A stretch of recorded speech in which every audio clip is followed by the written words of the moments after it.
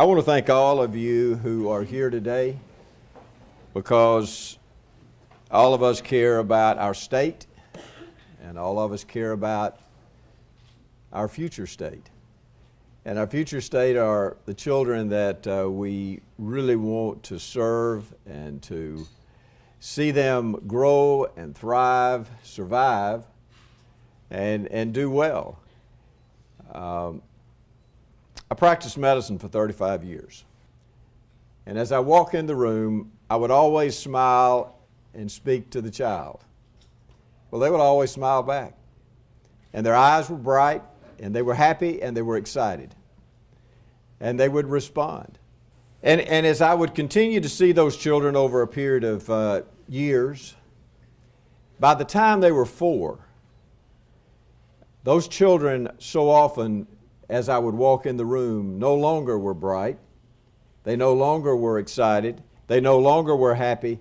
They had a dull look in their eyes. And there was a dullness about them. And the reason there was a dullness about them is because no one ever talked to them. Many of them thought their name was shut up. There is only a specific time in a child's life where we can really make a tremendous difference. And that's before they're 6 years old. And if we don't take advantage of that, we're missing out on the most precious time in a child's life. There is no more precious time than that first 6 years because the brain has developed by then. And we need to know that, and we need to understand that.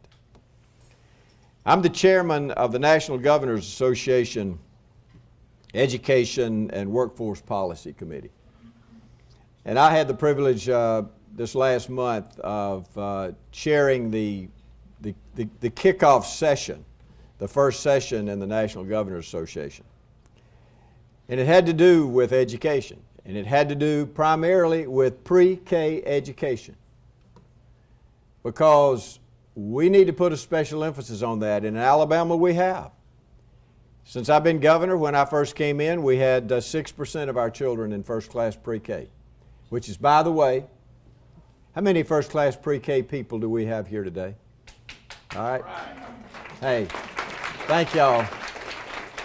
I'm telling you, these are the rock stars in education, and I want y'all to know how much I appreciate you. We had 6% when we came in. We now have 25%. Well, but our goal is 50%, and I know that's not 100% of the children, but it is 100% of those who would like for their children to go to a first-class pre-K.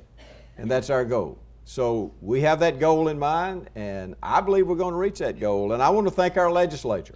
I don't know if any of them are here today, but you need to thank them for every year continuing to increase the amount of money that we've been putting into the pre-K program. We put $20 million in our budget.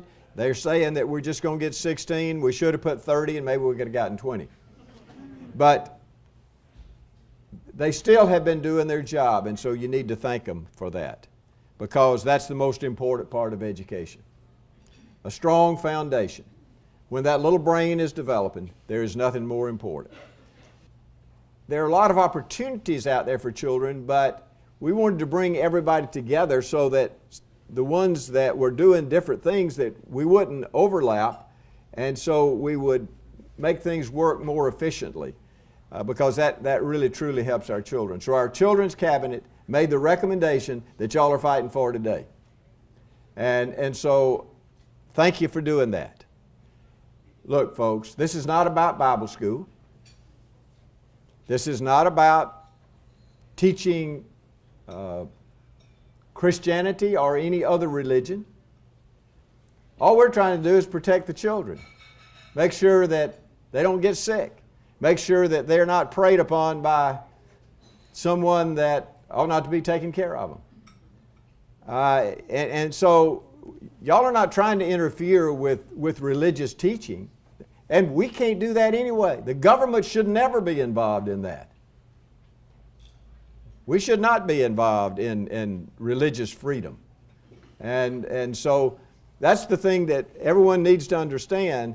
All we're trying to do is make sure that these children are protected and make sure they are safe wherever they are, whether they're in a school setting or whether they're in a public school setting, whether it's private or public. It doesn't matter. But I know that that's what y'all are trying to do. That's what I want to do. I would never want the government to tell anyone how to teach their child as far as religion is concerned. That's not the government's job. And we have to keep government out of religion, totally out of religion. And so we need to protect religious freedoms, but we also need to protect children. I am the most pro-life governor that could ever have been, because I believe that life begins at conception and physiological viable implantation. Now that's Robert Bentley's definition, okay? Having said that, it's not just saving unborn children. Once they're born, we need to protect them. So we're for life from that period of time until someone dies. And that's the elderly also. So we ought to be pro-life from beginning to the end. And that's what I believe. And that's what I'm going to always be. And I'm going to be pro-life, but it doesn't just have to do with abortion. It has to do with children, and it has to do with middle school children, and it has to do with the elderly, and all the way through. That's what life is. And so we need to care about people, and we need to care about life. That's what y'all are doing, and I want to thank you for it. Thank you for taking your time to be here today. All of you are in organizations that are pro-children and helping children. Thank you. We just got to really do everything that we can to make our state better. And the way we do that is to help our people.